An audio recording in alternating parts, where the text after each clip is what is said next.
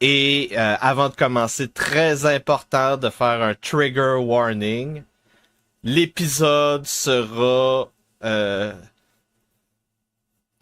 particulièrement edgy, particulièrement difficile pour les âmes sensibles. Hay dos temas con los que quieren destruir al presidente Trump. Y hay un empeño de sectores de poder en Estados Unidos. No te puedo calificar quién ahorita aquí. Si lo supiera, lo dijera, porque nosotros nunca nos quedamos con nada que sepamos. Hay un empeño de sectores de poder en los Estados Unidos por destruir al presidente Trump. Y han posicionado dos temas. Uno es el tema famoso de Einstein. Sobre ese tema nosotros no nos hemos metido ni nunca vamos a opinar. Es un tema de los Estados Unidos. Y el segundo tema es Venezuela. El mensaje siempre está pendiente. Yo lo he dicho en inglés. Es decir, Y lo repito siempre. Diálogo, ¿verdad? En inglés.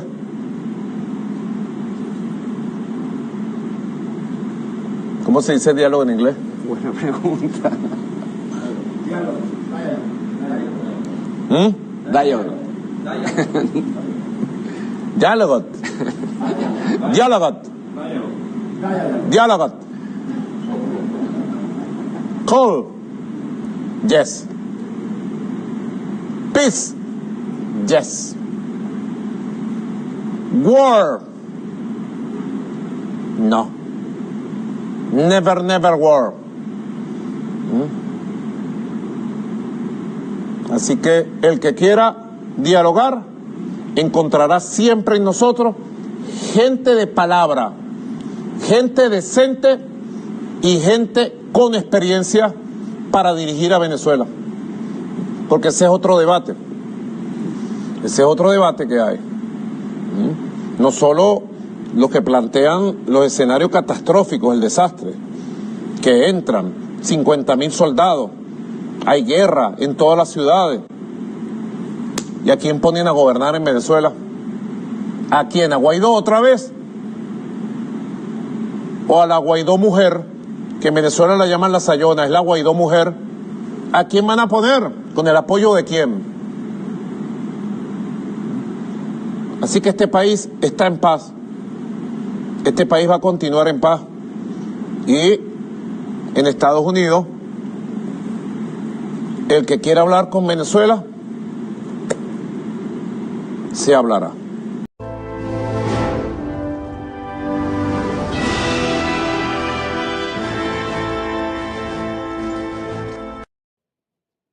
D'accord? On a tout le savoir, toute la force économique, démographique pour dissuader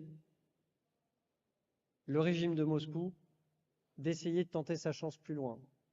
Ce qu'il nous manque, et c'est là que vous avez un rôle majeur, c'est la force d'âme pour accepter de nous faire mal pour protéger ce que l'on est. Les armées, c'est un extrait de la nation. Les femmes et les hommes qui sont aujourd'hui employés partout dans le monde ont entre 18 et 27 ans sur le terrain. Ils sont jeunes, ils viennent de vos communes, ils ont les mêmes aspirations. Ils tiendront dans leur mission s'ils sentent que le pays tient avec eux. Si notre pays flanche parce qu'il n'est pas prêt à accepter de perdre ses enfants, parce qu'il faut dire les choses, de souffrir économiquement parce que les priorités iront à de la production de défense, par exemple. Si on n'est pas prêt à ça, alors on est en risque. Puis on veut avoir des gens qui croient également à cette mission-là. Y en a-tu des gens qui sont éveillés un petit peu? Pas « Ah ouais, mais je t'ai éveillé. » Non, non, si t'es pas dans l'action, tu dors. Si tu restes assis et tu fais rien, tu dors, comme les autres. Arrête de dire que tu es éveillé, je suis réveillé, Non, tu ne l'es pas si tu n'es pas dans l'action. Puis l'action la plus facile à faire, pas la plus difficile. La plus difficile, Yann, c'est de se lever puis d'aller manifester. La plus difficile, c'est d'écrire des lettres. La plus difficile, c'est construire sa baronnie Oui. pour conquérir le Québec et fonder la couronne québécoise en tant que roi. Mais le plus facile, c'est de faire un don. C'est ça le plus facile. So now they're coming in by land, and even the land is concerned because I told them that's going to be next. You know, the land is going to be next. Well, I mean, the question is, bottom line, these are drug boats. If people want to stop seeing drug boats blow up, stop sending drugs to the United States. The United States backs Israel, but they back it less than they used to. I was having a lot of problems getting support for Israel. It's a book by a historian named Barry Strauss. It's called The Jews Against Rome. Un plan de pedófilos quiere acabar la democracia. You're saying it's becoming almost impossible to be an outspoken defender of Jews and defender of Israel and to be a proud Democrat. That I was being given this little peek into the resilience of Israeli citizens. The Bible proves that the Jewish people are the most unique people on the face of the earth. They are a chosen people. They are a covenant people. They are a cherished people. They are the apple of God's eye. Every year, the United States provides roughly $3 billion in military assistance to Israel. The benefit we get from that, the Mossad. They're not terrorists. They may be drug runners. We don't know that for sure. But just because you call somebody a terrorist, we call lots of people terrorists, doesn't mean that the military is authorized to go after them. Instead, after 1,300 days, Ukraine's spirit is unbroken. The president of Mexico is furious. He's calling Mexican Senator Lili Reyes a traitor for coming on Fox Noticias with me a few days ago and saying this. Listen. The help from the United States to fight the cartels in Mexico is absolutely welcome, and that is how the majority of Mexicans feel. The only ones who don't like that President Trump is sending help and trying to support Mexicans against the cartels are the narco-politicians. That includes President Sheinbaum. Por eso hoy que hubo una manifestación ahí en la Ciudad de México, donde dicen que marcharon jóvenes, pero en realidad había muy pocos jóvenes, y que de manera violenta quitaron unas vallas y rompieron vidrios, decimos no a la violencia. Si uno no está de acuerdo hay que manifestarse de manera pacífica. Nunca hay que utilizar la violencia para cambiar. Siempre por la... Je suis responsable de mes actes, l'auteur de ma vie. Je remplis mes devoirs et pose les limites. Je suis engagé dans ma communauté, je suis le baron inquisiteur, bâtissant une baronnie et une nouvelle inquisition. Mais la mission viriliste, c'est plus que cela, c'est un combat contre les hordes morts-vivants, sorcières, succubes, démons. C'est un appel à la liberté, à l'égalité, à la fraternité. C'est un appel au front commun contre les nécromanciens. Je suis sensible, je suis émotif, je suis humain. Nous avons une mission divine. Si c'est pas nous qui le fait, il n'y a personne qui va le faire. Je ne suis plus prisonnier de mes mots, de mes angoisses, de mes colères. Je suis équilibré. Je suis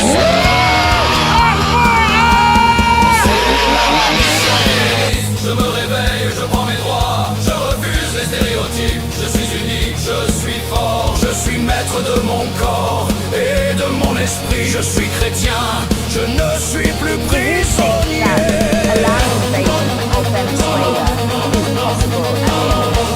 El gobierno de Estados Unidos decide mandar a la CIA para Venezuela. ¿De ahí vieron la noticia?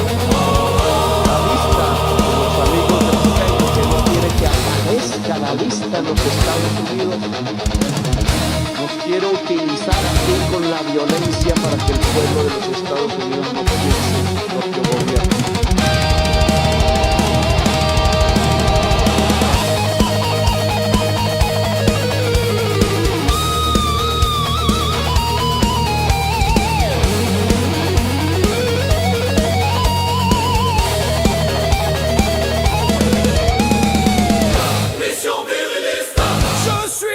Je suis droit. Je me réveille, je prends mes droits. Je suis maître de mon corps, maître de mes émotions.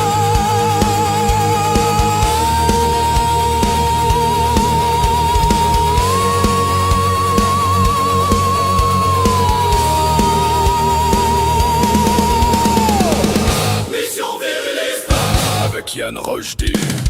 Mission viriliste contre les hordes de morts vivants. Mission viriliste contre les sorcières, succubes, démons et nécromanciens. C'est la mission viriliste. Si Dieu le veut.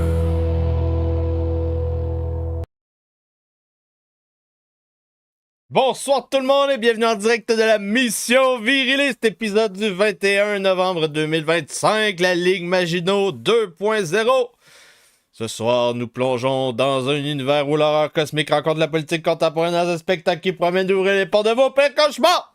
Le podcast s'autodétruira à la fin du direct sur YouTube. Venez nous rejoindre combattre le relais la censure sur Rumble, Substack, Yandroid.com et TikTok. Très important.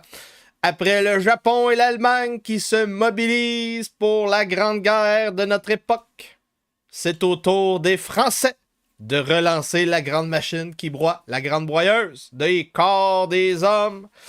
Visite sur les fronts européens, asiatiques, américains, africains, moyen-orientaux, partout. La marde des poignets partout. Les sorcières de la semaine et météo covidienne. Si on a les super chats, très important. Très important de supporter le Rochdy. On a juste 10 $ de ramasser cette semaine. Si vous voulez que je recommence, je continue à aller chez Lux Media. On va avoir besoin de dons si vous voulez les sorcières de la semaine, si vous voulez l'invasion TikTok la semaine prochaine, si vous voulez les matinales du glaive ensanglanté. J'ai énormément de nouvelles sur la matinale du glaive ensanglanté que je dois partager. Évidemment, si vous voulez que ce soit plus facile de continuer à participer avec Carl Brochu, très important de supporter mon travail, parce que là, la semaine passée, c'est André Pitt qui a payé le gaz. Non. Donc, André Pitt a dû faire une levée de fonds exceptionnelle pour qu'on paye la réparation du char. C'est fait, c'est réparé. C'était un problème un bug. Il a fallu faire un hard reset avec des fuses, puis reset de l'ordinateur de bord. Ça a pris à peu près 2 heures plus 3-4 heures de recherche. Donc, on aimerait ça faire un beau cadeau de Noël. C'est ça. Donc, la levée de fonds que vous avez faite, ça va payer le cadeau de Noël du garagiste Guy de Saint-Marcel avec son petit ordinateur qui plug sur son téléphone. Donc, sans vous, je ne peux pas continuer ce travail très important. À un certain moment, si vous écoutez ça en rediffusion, ça va couper. Vous allez devoir vous abonner 5 $ par mois sur yanrochdy.com ou via YouTube. Via YouTube, vous pouvez aussi envoyer des dons via... annulé. Vous pouvez envoyer des dons aussi via mon adresse courriel yann.rochdy@gmail.com en minuscule. C'est ici, yann.rochdy@gmail.com. Vous pouvez vous abonner sur l'infolettre yannrochdy.substack.com. Dans la section podcast ici, il y a le contenu payant. Vous pouvez envoyer des dons via Buy Me a Coffee, scannant le code QR que voilà. Et donc, on commence avec des manchettes. Grosse perte de service avec énormément de sites partout sur la planète le 18. Donc, X en particulier. Shutdown. Donc, c'est à cause de quoi? C'est à cause de ce qu'on appelle Cloudflare. Et donc, énormément de sites ont été perturbés. On pourrait soupçonner qu'il y a un acteur qu'on appelle un APT, Advanced Persistent Threat, qui pourrait avoir été responsable de ça. La rumeur veut que ça a été on joue avec les outbursts, donc des attaques de DOS très rapides. L'intensité puissante pour détruire un système très rapidement. Des micro-attaques, c'est là qu'on est rendu. Ensuite de ça, mauvaise nouvelle, le Kobeissi Letter qui nous rappelle qu'aux États-Unis présentement, je vous rappelle, le cycle énergétique, c'est admettons qu'on commence à avoir des plans pour construire une usine maintenant. Combien de temps ça prend avant que ça arrive sur le marché, cette électricité-là, ces kilowatts-là? C'est entre 4 à 8 ans. On va dire, grossièrement, si tu essayes de l'avoir en 4 ans, c'est bon. Avec les normes, les standards, c'est difficile. Mais là, c'est ça. Avec la bombe qui s'en vient, l'intelligence artificielle partout, énormément de demandes pour les data centers et on ne l'a pas. On ne l'a pas. Donc, vous pouvez vous attendre à des prix qui vont augmenter.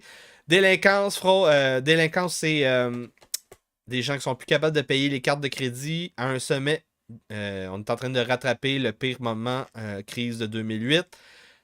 Des compagnies qui s'en vont en faillite cette année aux États-Unis, 655.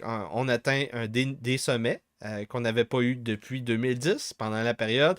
Ça, c'est bon, c'est la destruction créatrice de Schumpeter, comme dit Charles Gave. On veut ça. On veut ça. Mais ça veut dire que les temps sont durs. Les temps sont durs. On a eu hier, grosse perte sur les marchés. Énormément de gains qui ont été perdus. Et entre autres, un schéma de Ponzi qui était temps que ça commence à perdre.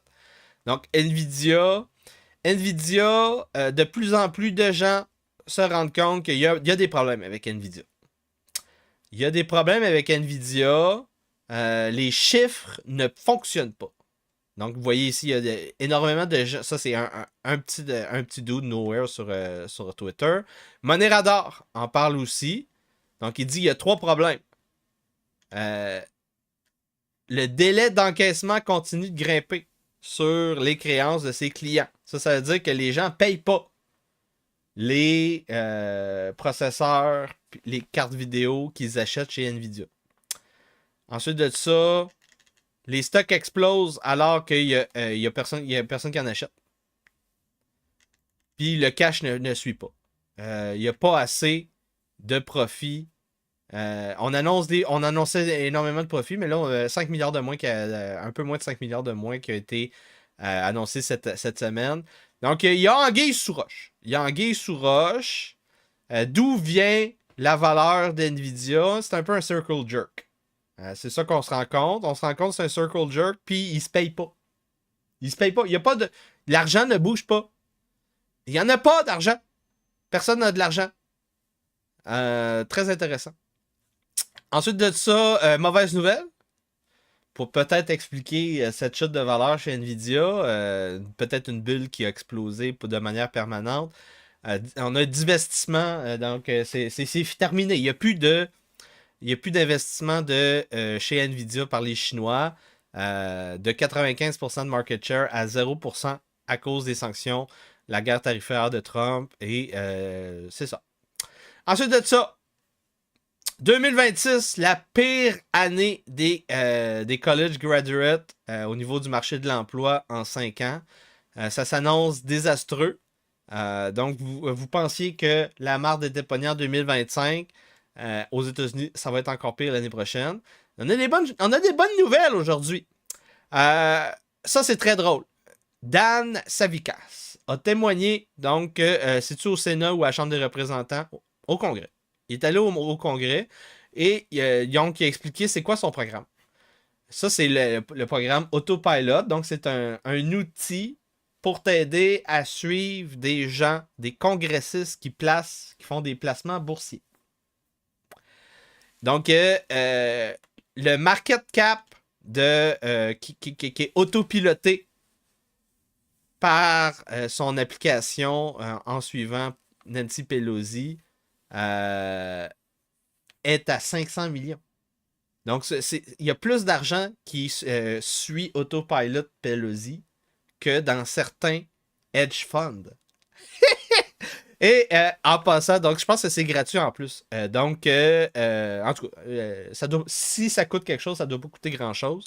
Donc si vous voulez faire des placements boursiers, moi je vous recommande ça. Malgré que là, il y a des discussions de plus en plus pour rendre ça illégal. Restreindre ces délits d'initiés politiciens. Ensuite de ça, gain en Cour suprême pour l'empereur Donald Trump, 5 contre 4.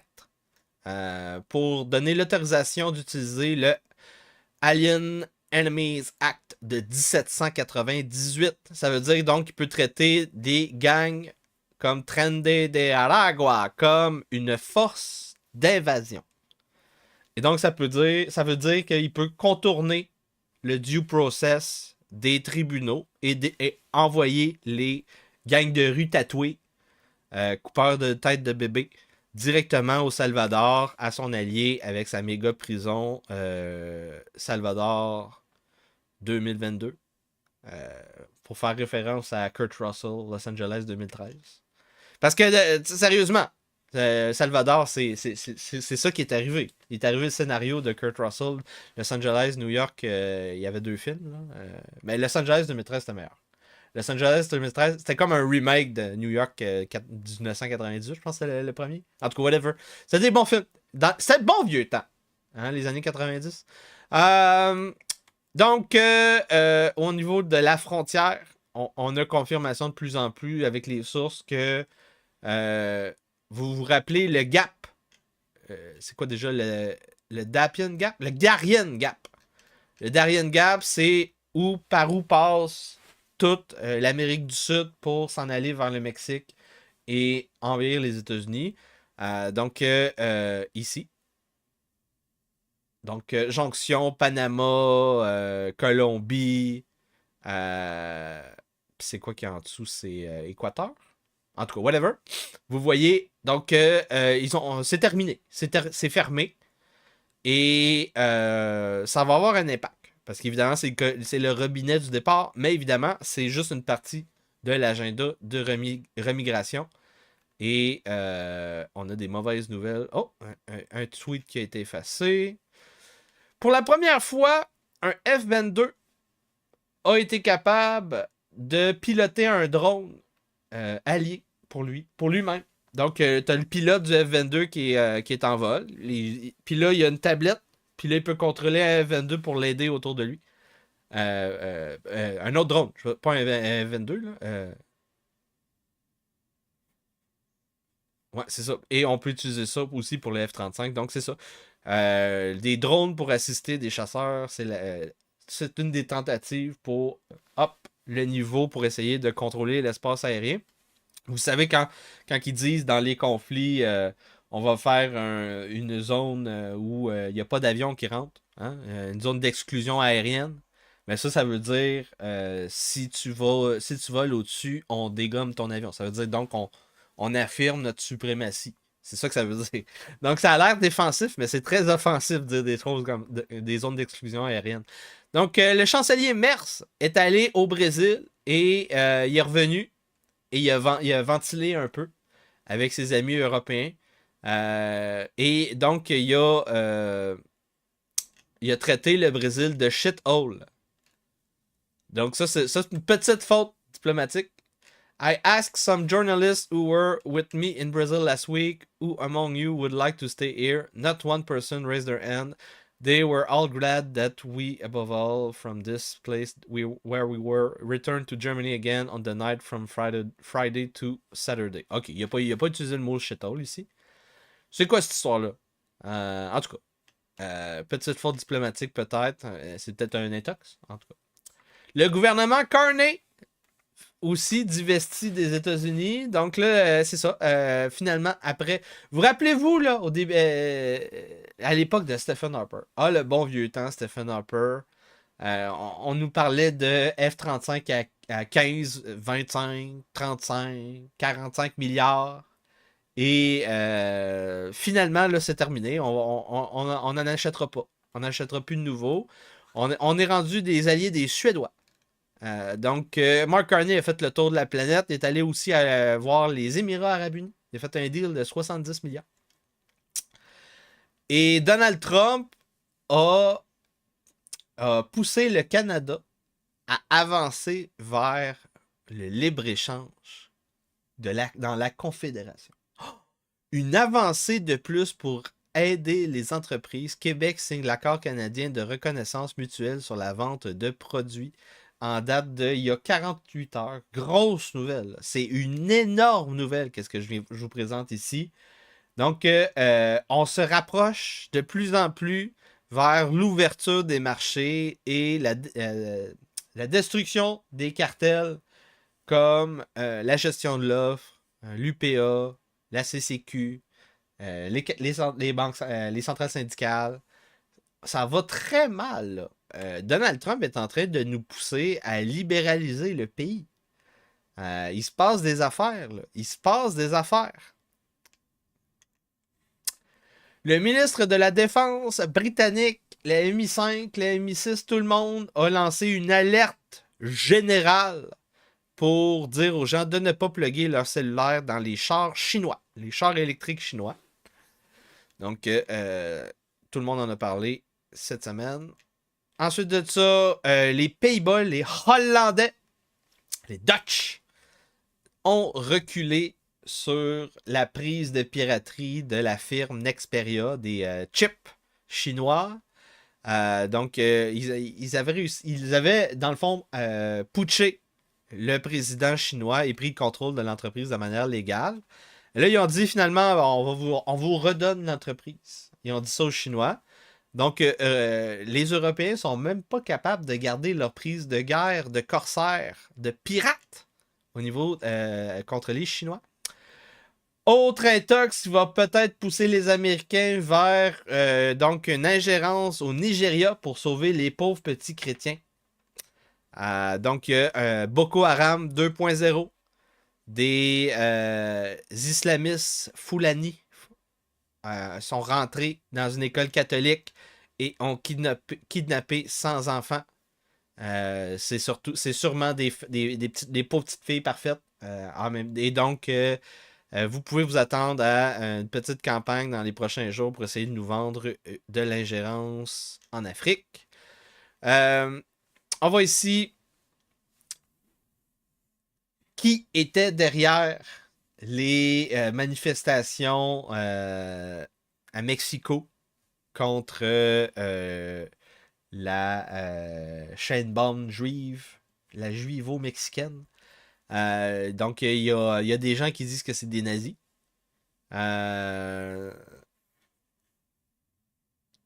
Donc, mais évidemment, il y avait pas juste des nazis. Il y avait pas juste des nazis, il y avait des beaucoup de jeunes. Ça, c'est c'est les jeunes en général radicalisés qui ont pas peur de faire la marde dans les rues présentement. Sont misogynes et antisionistes, voire même antisémites.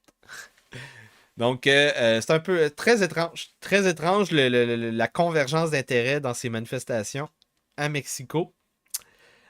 Il y a beaucoup de gens, on dirait, qui essayent de nous faire croire que c'était tous des nazis.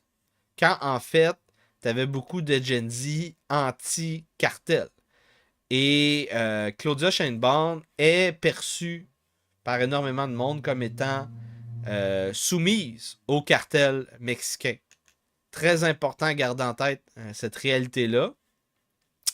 Polymarket dit qu'il n'y aura pas d'intervention au Venezuela par les Américains. Si vous voulez faire de l'argent puis vous y croyez, vous pouvez y aller. Évidemment, faites-moi des screenshots pour que je puisse vous en parler de vos investissements dans ce genre de trucs-là. Donc, le Venezuela qui mobilise ses troupes, 200 000 soldats, et on fait des exercices, on fait des vidéos. Parce que c'est comme ça maintenant, quand tu fais de la mobilisation, il faut que tu fasses des vidéos. Des vidéos de YouTubers. Ensuite de ça, qu'est-ce qu'on a ici? Oui, l'état-major de l'administration Trump qui se recueille pour présenter des plans à l'empereur. Des plans d'invasion, des options, des possibilités de frappe aérienne, des plans d'invasion. Et on présente, c'est ça, des cibles. Des cibles. Vous voyez ici les cibles. Cibles militaires potentielles avec une petite encadrée qui dit c'est quoi les types de cibles possibles. Et vous avez entendu dans le montage, Nicolas Maduro, là, ça fait plus d'un mois en passant que j'en parle, qui dit qu'il est vaincu. Là. Il est vaincu, il veut juste négocier la paix. C'est là qu'on est rendu. C'est qu'il veut négocier la paix, mais il y a des gens qui veulent un conflit. Qui veulent qu'il y ait des actions militaires, parce que des explosions, c'est beau. Et à chaque fois qu'un empereur va en guerre, son taux d'appui augmente à l'interne. C'est un peu pour changer l'attention, hein? Au lieu de focusser sur la liste de Jeffrey Epstein, le shutdown du gouvernement, le chômage, l'inflation, la guerre commerciale qui se retourne contre lui, la remigration qui ne fonctionne pas. On va aller faire des petites guerres un peu partout. Très intéressant. Et on va ici... Donc c'est ça, il dit Donald Trump qui dit qu'il va peut-être avoir des discussions avec Maduro. Il fait du en même temps macronien. On le sait qu'il y a d'énormes réserves de pétrole sale. C'est du pétrole très sulfureux, très difficile. Il y a seulement les Chinois dans les Caraïbes qui ont l'expertise pour le raffiner. Tout le monde dans la région dit, les Colombiens, les Vénézuéliens, les Brésiliens, les Mexicains, disent que donc il y a des gens qui veulent que Trump parte en guerre pour changer, diriger l'attention ailleurs que sur la liste de Jeffrey Epstein. Le porte-avions Gerald Ford, spoté au large des côtes de Puerto Rico, juste tout proche du Venezuela, c'est confirmé, il est arrivé. Il y a un tanker russe qui a essayé de s'approcher du Venezuela et qui a été retourné de bord, comme dans les bons moments de la crise des missiles cubains. La CIA qui continue à lancer des blackouts d'ondes à certains moments. Donc, ça fait maintenant 2 semaines qu'ils font des blackouts au-dessus des...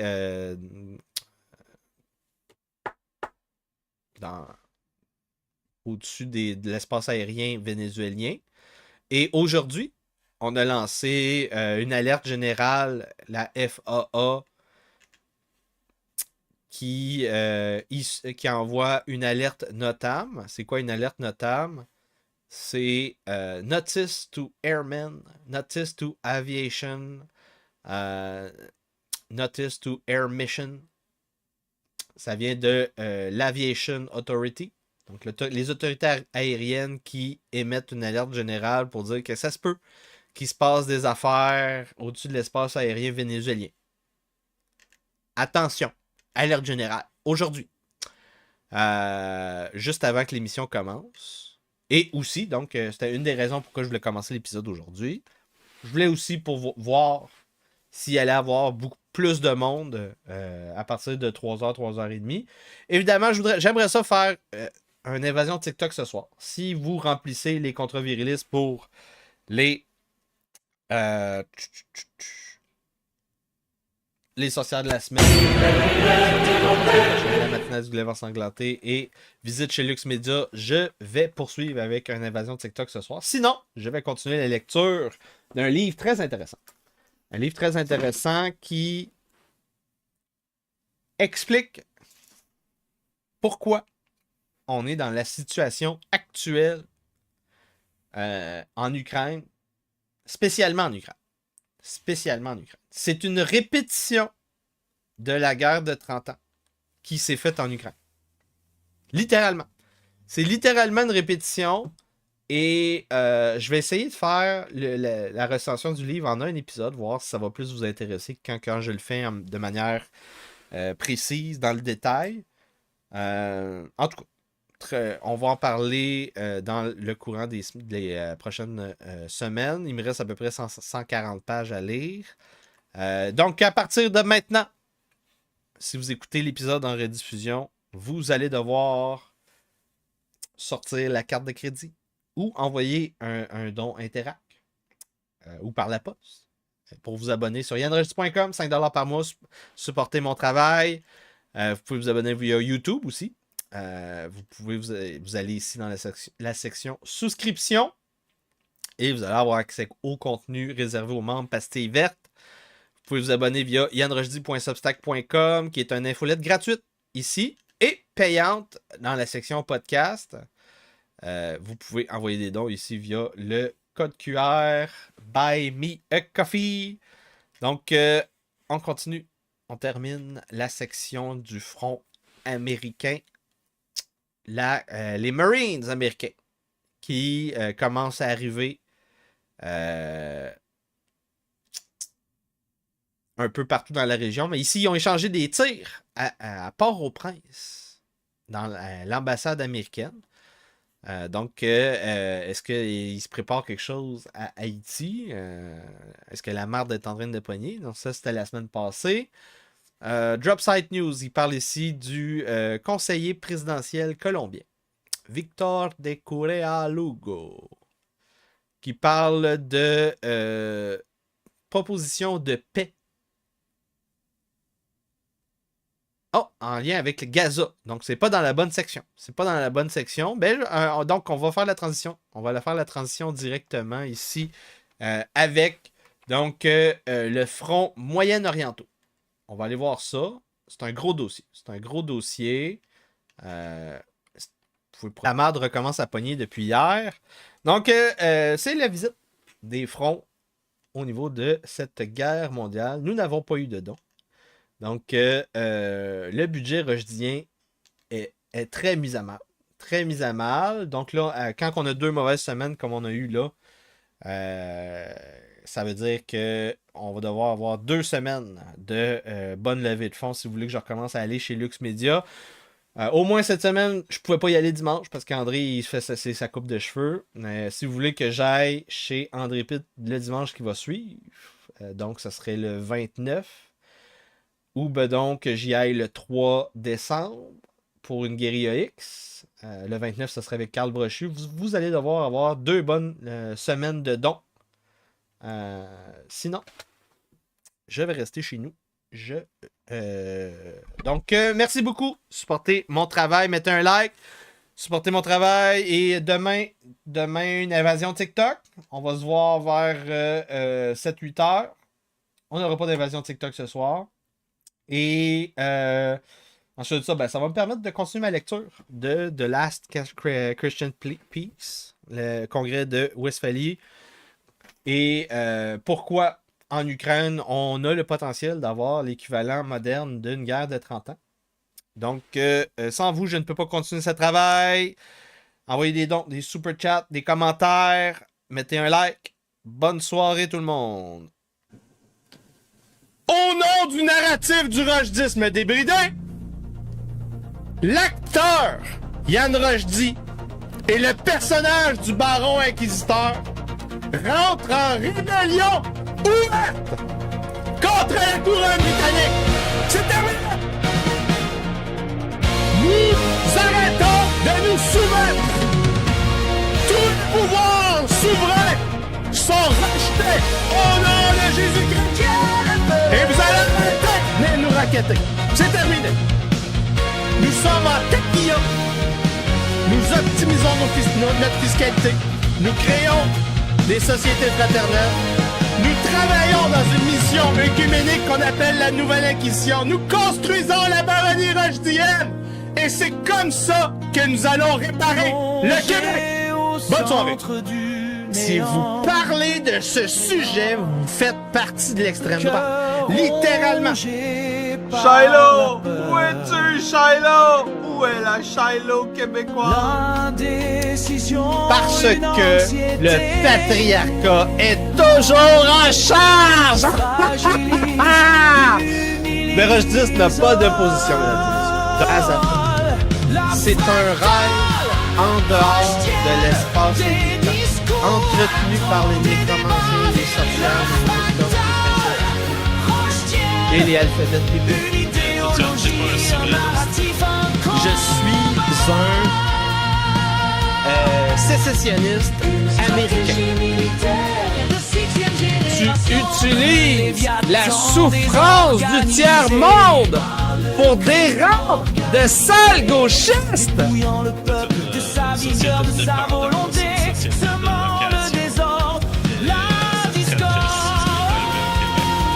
Donc c'est quoi un monde viriliste? Un monde viriliste, c'est un monde où quand un mort vivant vient pour te dépousser, te racketter, te faire peur, tu lui crisses une claque ta gueule et il recule comme une petite bitch. Des propositions contre les fonctionnaires et les ministères qui ne sont pas assez radicales. Il y a des gens qui pensent que j'exagère, que je jouerais un rôle. Vous devez comprendre quelque chose d'important. Je veux littéralement mettre des sorcières sur des bûchers.